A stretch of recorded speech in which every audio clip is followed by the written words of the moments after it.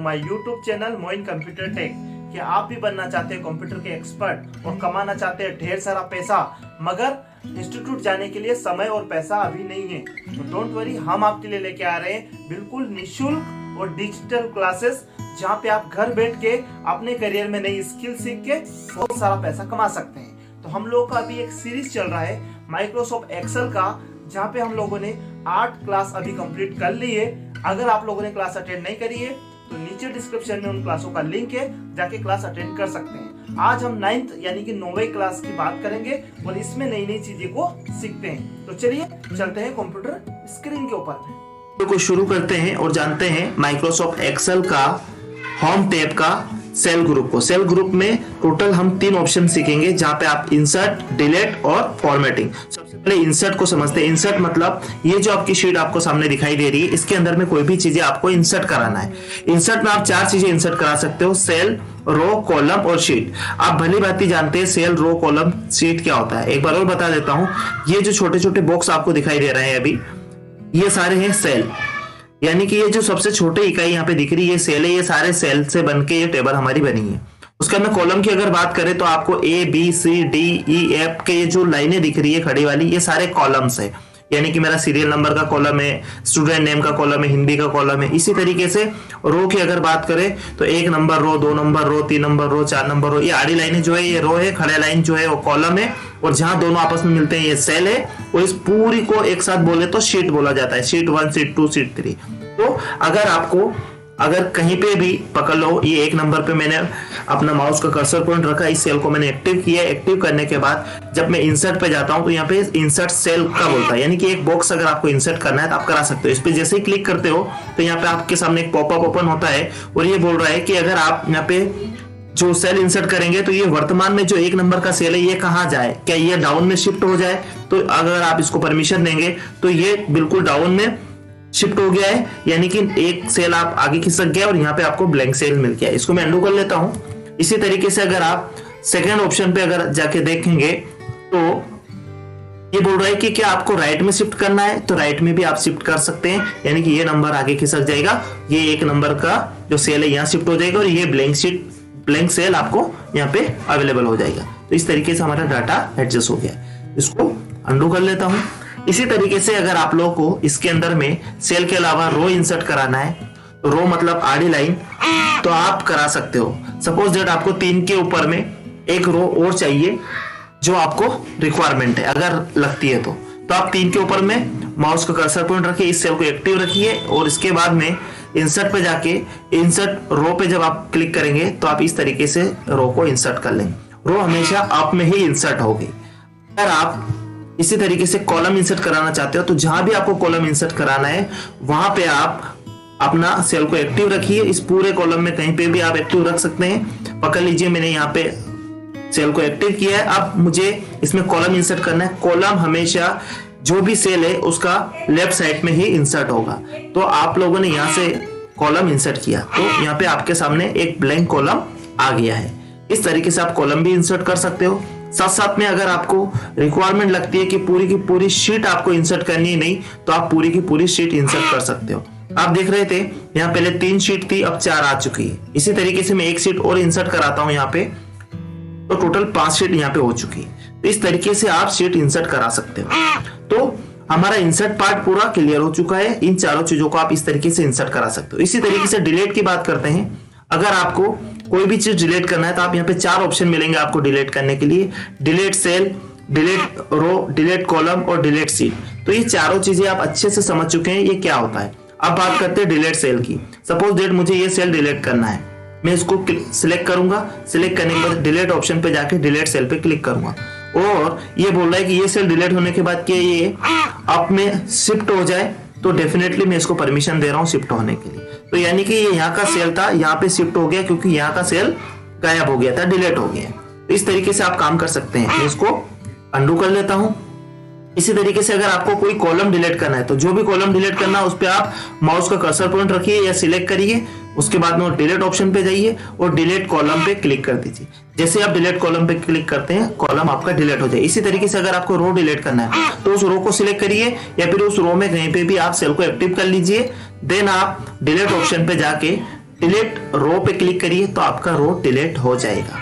इस तरीके से आप रो को भी डिलीट कर सकते हैं। देन अगर आपको पूरी की पूरी शीट डिलीट करनी, मैं 5वें नंबर की शीट को ओपन कर लेता हूं। सपोज दैट मेरी अभी 5वें नंबर की शीट यहाँ पे ओपन है। अब मुझे इस शीट को डिलीट करना है, तो डिलीट शीट पे मैं क्लिक करूंगा तो ये शीट यहाँ से डिलीट हो चुकी है, 4थे नंबर की शीट आ गई है। अगर इसे भी डिलीट करना है तो आप दोबारा यहाँ पे क्लिक करके डिलीट ऑप्शन पे क्लिक करके डिलीट शीट करेंगे तो आपके सामने वो शीट डिलीट हो चुकी है।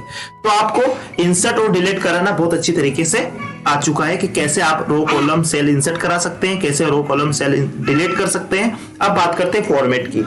फॉर्मेट के अंदर में आप क्या कर पाएंगे? फॉर्मेट के अंदर में आप जैसे ही क्लिक करते हैं तो आपको बहुत सारे ऑप्शन खुल जाते हैं। सबसे पहले है रो की हाइट। अगर ये जो रो है आड़ी लाइन है, इनकी हाइट बढ़ाना चाहते हो, अभी हाइट मतलब यहाँ से लगाकर यहाँ पे थोड़ी हाइट कम है, अगर इनकी हाइट बढ़ाना चाहते हो तो जिस भी रो की आपको हाइट बढ़ानी है उस रो में आप सिलेक्ट रखिए या अपना सेल को एक्टिव कर लीजिए। उसके बाद में फॉर्मेट में जाने के बाद रो की हाइट पे आप क्लिक करिए। रो की हाइट क्लिक करने के बाद यहाँ पे 15 नंबर तक का इसका विड्थ आपको हाइट दिखाई दे रहा है। अगर आप इसको बढ़ाना चाहते हैं, 20 करना चाहते हैं और इंटर करेंगे तो आपकी रो की हाइट थोड़ी सी बढ़ चुकी है। तो इस तरीके से आप रो की हाइट बढ़ा सकते हो अगर आपको रिक्वायरमेंट लगता है तो। और अब बात करते हैं कॉलम की विड्थ की। तो कॉलम मतलब ये जो सिलेक्शन दिख रहा है मेरा, ये जहां मेरा माउस का कर्सर पॉइंट घूम रहा है, ये है आपका कॉलम। तो इस कॉलम की चौड़ाई यानी कि ये विड्थ अगर आपको बढ़ानी है, आपको लगता है कि ज्यादा करना है, मुझे डाटा कुछ ज्यादा ही लिखना है, तो आप उसको यहाँ पे क्लिक रखिए, इसमें कहीं पे भी किसी भी सेल पे क्लिक रखिए या सिलेक्ट करिए। सिलेक्ट करने के बाद आप फॉर्मेट में जाके कॉलम की विड्थ पे जाके आप इसको बढ़ा सकते हो। ये 8.3 है तो मैं इसको 10 कर लेता हूँ। 10 कर टोटल 10 नंबर दे देता हूं मैं। देन इसको एंटर करता हूं तो आप देखेंगे ये कॉलम की विड्थ थोड़ी सी बढ़ गई है। इसी तरीके से इसके अंदर में अगला फॉर्मेट अगर आप देखेंगे तो ऑटो फिट रो, यानी कि इस रो को आप ऑटो फिट करना चाहते हो, ऑटोमेटिक मोड में रखना चाहते हो, ये टेक्स्ट के हिसाब से एडजस्ट हो जाए तो आप ऑटो फिट रो पे भी क्लिक कर सकते हो। इस तरीके से हमने इस कॉलम के विड्थ को बढ़ाया था, तो इसको भी अगर आप ऑटो फिट में रखना चाहते हो तो ऑटो फिट में रखेंगे तो ये इस तरीके से टेक्स्ट के हिसाब से फिट हो जाएगा। और अगर आप टेक्स्ट के हिसाब से नहीं रखना चाहते हो तो अपने हिसाब से यहाँ से भी एडजस्ट कर सकते हो। इस तरीके से इसकी विड्थ यहाँ से भी बढ़ा सकते हो और रो की विड्थ भी आप यहाँ से इस तरीके से बढ़ा सकते हो। दोनों को अंडू कर लेता हूँ। इस तरीके से आप फॉर्मेटिंग का इस्तेमाल कर सकते हो। इसके बाद में अगर हम बात करें हाइट और अनहाइट की, तो यहाँ पे आप रो हाइट कर सकते हो, कॉलम हाइट कर सकते हो, शीट हाइट कर सकते हो। ये तीनों चीजें आप हाइट कर सकते हो। रो मतलब सपोज दैट मैं 2 नंबर की रो को हाइट करना चाहता हूं। मैंने 2 नंबर की रो को सिलेक्ट किया। सिलेक्ट करने के बाद यहाँ पे जाके मैंने क्लिक किया हाइट बटन पे। हाइट बटन पे जाने के बाद तो हाइट रो पे क्लिक किया तो आप देखेंगे कि मेरे जो सुनील नाम की जो रो थी वो रो मेरी हाइड हो चुकी है। अगर आपको अनहाइड कराना है तो दोबारा यहाँ जाके आप उसको दिखा सकते हो अनहाइड रो। इस तरीके से आप रो को हाइड और अनहाइड कर सकते हो। अब बारी है कॉलम की। अगर पकड़ लो हिंदी वाला कॉलम आपको हाइड या अनहाइड करना है, पहले इसको हाइड करके देखते हैं। इस पे आप कहीं पे भी कर्सर रखिए या इसको पूरे को सिलेक्ट करिए। सिलेक्ट करने के बाद फॉर्मेट में जाने के बाद हाइड अनहाइड बटन पे जाने के बाद हाइड कॉलम पे क्लिक कर दीजिए तो आपका जो हिंदी वाला जो कॉलम था वो हाइड हो चुका है। अगर उसको अनहाइड करना है तो वापस से आप जाके अनहाइड सेक्शन में जाके अनहाइड कॉलम पे जाके क्लिक कर दीजिए। इसी तरीके से अगर आप इस शीट को हाइड करना चाहते हो तो इस शीट को भी हाइड कर सकते हो। ये पूरी की पूरी शीट हाइड हो जाएगी। यहाँ से क्लिक करते हैं। क्लिक करने के बाद हाइड एंड हाइड ऑप्शन पे जाते हैं, हाइड शीट पे क्लिक करते हैं तो वो शीट हमारी हाइड हो चुकी है और ये दूसरे नंबर की शीट हमारी यहाँ पे एक्टिव हो चुकी है, यानी कि 1 नंबर की शीट हमारी हाइड हो गई। अगर उसी को अनहाइड करना है तो आप वापस से हाइड अनहाइड में जाके अनहाइड शीट पे क्लिक करेंगे और पहले से और भी बहुत सारी अगर सीटें हाइड है तो आपको कौन सी वाली सीट को अनहाइड कराना है वो आपको यहाँ पे क्लिक करना पड़ेगा। फिलहाल हमारी एक ही सीट हाइड है यहाँ पे तो एक ही को हम अनहाइड करते हैं। तो जब अनहाइड करेंगे तो हमारे सामने इस तरीके से खुल के सामने आ जाएगी। तो ये था हाइड और अनहाइड। तो इतनी सारी चीजें हम लोगों की क्लियर हो चुकी है। अब बात करते हैं इसके ऑर्गेनाइजेशन शीट की कि इसके अंदर में क्या क्या चीजें हम कर सकते हैं। अगर आप शीट का नाम चेंज करना चाहते हैं तो नाम भी चेंज कर सकते हो। जैसे यहाँ पे शीट 1 दिख रहा है, इस शीट 1 का नाम आप कुछ और रखना चाहते हैं तो आप यहाँ पे क्लिक करिए, उसके बाद में रीनेम शीट पे क्लिक करिए। रीनेम शीट पे क्लिक करने के बाद इस तरीके से आपका शीट हाईलाइटेड हो जाएगा सिलेक्ट होने के बाद, और आप रखना चाहते हो वो नाम आप दे सकते हो। पकड़ लो, मैं यहाँ दे देता हूँ मोइन। तो इस तरीके से आप शीट का नाम भी चेंज कर सकते हो। तो रीनेम आपको समझ में आ चुका है। इसके बाद में हम बात करते हैं मूव और कॉपी सीट, यानी कि अभी जो मेरा सीट है ये 1 नंबर पे, मैं चाहता हूं कि 3 नंबर पे मेरा सीट आ जाए। तो इसको मूव करने के लिए आपको इसको मोइन वाली सीट को ओपन रखना है, देन आपको मूव ऑप्शन पे जाके क्लिक करना है। जब आप मूव ऑप्शन पे क्लिक करेंगे तब आपको ये ऑप्शन दे रहा है कि आपको किस जगह पे उसको रखना है। तो मेरे को इसको क्लिक एंड ड्रैग नीचे की तरफ करना है। मैं चाहता हूँ 3 नंबर इस सीट के पास में आ जाए। ओके करता हूँ तो आप देखेंगे ये 3 नंबर सीट के पास आ गया। अब आप चाहते हो इसके भी नीचे आ जाए तो आप इसके नीचे भी ले सकते हो। यहाँ से मूव करने के बाद आप यहाँ पे लेके आना चाहते हो, ओके करेंगे तो आपकी सीट यहाँ पे आ चुकी है। तो इस तरीके से मूवमेंट करा सकते हो या फिर डायरेक्ट क्लिक एंड ड्रैग भी कर सकते हो आप उसको मूव कराने के लिए। इस तरीके से मूवमेंट करा सकते हो। अब बात करते हैं मूवमेंट कराना प्लस कॉपी भी अगर आपको चाहिए इस सीट की तो आप इसकी कॉपी भी बना सकते हो। यहाँ पे क्लिक करिए। क्लिक करने के बाद अगर आप कॉपी करके लेंगे तो क्रिएट कॉपी पे क्लिक कर लेंगे। देन आप मूव करना चाहते हो यहाँ पे तो मूव भी आप कर लीजिए। तो यानी कि मूवमेंट तो हो गया है सीट, लेकिन इसका एक कॉपी भी बन गया। एक कॉपी यहाँ पे भी है, दूसरा कॉपी इसका यहाँ पे है। तो इस तरीके से आप इस फॉर्मेट का इस्तेमाल कर सकते हो। अब बात करते हैं टैब कलर। टैब मतलब ये जो सीट का जो नाम लिखा हुआ ये होता है सीट का टैब। तो आप इसको कलर दे सकते हो। पकड़ लो मैं इस पहली सीट को मैं कोई कलर देना चाहता हूँ टैब का, तो आप यहाँ से टैब कलर सपोज दैट मैंने रेड कलर दे दिया तो आपको देखने को मिलेगा कि आपने इसको रेड कलर दिया। इसी तरीके से सीट 2 को भी मैं कोई और कलर दे देता हूँ, इसको मैं ग्रीन कलर दे देता हूँ। तो ये था टैब कलर। अब तीसरे नंबर की सीट पे जब हम आएंगे तो रेड और ग्रीन कलर हमको शो हो रहा है। तो जिस भी टैब पे जाएंगे तो वो थोड़ा ब्लरिंग टाइप आपको दिखाई देगा और इस तरीके से आप टैब का कलर भी चेंज कर सकते हैं। तो ये था आपका फॉर्मेटिंग का अगला ऑप्शन। अब बात करते हैं प्रोटेक्शन की। प्रोटेक्शन मतलब होता है कि ये जो आपकी सीट है आप इसको लॉक कर सकते हो ताकि कोई भी इंसान आपकी सीट में इंटरफेयर ना कर सके। तो सबसे पहले समझते हैं प्रोटेक्ट सीट। प्रोटेक्ट सीट में मतलब ये पूरी सीट प्रोटेक्ट होगी। ये वाली सीट जो आपको दिख रही है फर्स्ट वाली सीट, ये इसको अगर आपको प्रोटेक्ट करना है तो आप इसको कर सकते हो। मैंने क्लिक रखा है, देन फॉर्मेट में जाके प्रोटेक्ट सीट पे जाके मैं क्लिक करता हूं तो मेरे सामने एक डायलॉग बॉक्स ओपन होता है और ये पूछ रहा है कि आपको प्रोटेक्शन में पासवर्ड क्या यूज करना है। तो मैं यहाँ पे सिंपली 1 2 3 पासवर्ड यूज कर लेता हूँ और यहाँ पे इसको ओके कर देता हूँ। और जब मैं दोबारा पासवर्ड मांग रहा है तो दोबारा पासवर्ड इंटर करके ओके करता हूँ तो हमारी सीट प्रोटेक्ट हो गई है। सीट के अंदर में मैं कोई भी एडिटिंग वगैरह करना, किसी भी सेल में कुछ लिखना चाहता हूं तो नहीं होगा। अगर मैं कॉलम को डिलीट करना चाहता हूं तो, अगर मैं इसकी फॉन्ट साइज वगैरह बढ़ाना चाहता हूं तो भी नहीं बढ़ेगी। कोई भी काम होने वाला नहीं है क्योंकि हमने अपनी सीट को प्रोटेक्ट कर लिया है। अगर आपको दोबारा काम करना है, दोबारा काम करने के लिए आपको सीट को अनप्रोटेक्ट करना पड़ेगा। प्रोटेक्ट करने के लिए आपको वापस से अपना पासवर्ड को इंसर्ट करना पड़ेगा। इस तरीके से आप सीट को प्रोटेक्ट कर सकते हो। अब इस सीट को मैं एडिट कर सकता हूं। अगर मुझे इसमें से कुछ चीज डिलीट करना है तो मैं डिलीट भी कर सकता हूं। वापस से अंडू कर लेता हूं। तो इस तरीके से आप सीट को प्रोटेक्ट कर सकते हो। अगर आप चाहते हो कि मैं सीट तो प्रोटेक्ट करना चाहता हूं लेकिन कुछ परमिशन अपने यूजर्स को देना चाहता हूं तो आप यहाँ पे प्रोटेक्ट पे जाइए। उसके बाद में जो परमिशन आप देना चाहते हो वो आप दे सकते हो। सेल को फॉर्मेट करने की परमिशन देना चाहते हो, रो फॉर्मेट कर सकता है बंदा, कॉलम फॉर्मेट कर सकता है, इंसर्ट करा सकता है। ये इस टाइप का कुछ शर्त के साथ में अगर आप प्रोटेक्शन देना चाहते हो तो आप यहाँ से प्रोटेक्शन दे सकते हो। अब आपका जो भी यूजर है वो इसमें छोटा मोटा एडजस्ट कर पाएगा।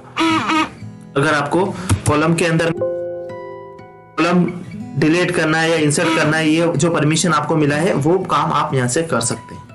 यहाँ पे रो इंसर्ट करा सकते हैं, कॉलम इंसर्ट करा सकते हैं। ये क्यों ओपन हो रहा है अब? क्योंकि हमने वहां पे परमिशन दी है। तो इस तरीके से आप प्रोटेक्शन लगा सकते हो कंडीशन के साथ में भी। अब इसका प्रोटेक्शन हमको हटाना है तो ये फॉर्मेट पे जाने के बाद इसको अनप्रोटेक्ट आप कर दीजिए तो ये आपका सीट जो है वो अनप्रोटेक्ट होगी। समझते हैं फॉर्मेट के अंदर में सेल प्रोटेक्शन को। तो सेल का लॉक कैसे लगा जाता है सेल का, यानी कि कुछ चुनिंदा सेलों को आप लॉक करना चाहते हो, नॉन एडिटेबल बनाना चाहते हो तो उसके लिए सबसे पहले आप पूरी सीट को सिलेक्ट करिए। सिलेक्ट करने के बाद Ctrl+1 दबाइए एक, उसके बाद में प्रोटेक्शन बटन पे क्लिक करिए और यहाँ पे प्रोटेक्शन अगर आपका चेक है तो उसको अनचेक करके आप पूरी को ओके कर दीजिए। यानी कि पूरी शीट आप अभी एडिटेबल है। आप यहाँ पे भी अगर कुछ एडिट करना चाहते हो तो आप एडिट कर सकते हो।